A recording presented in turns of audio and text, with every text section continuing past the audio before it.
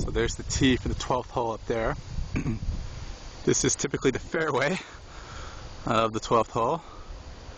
And down where those trees are submerged is the green, 350 yards underwater. How about that?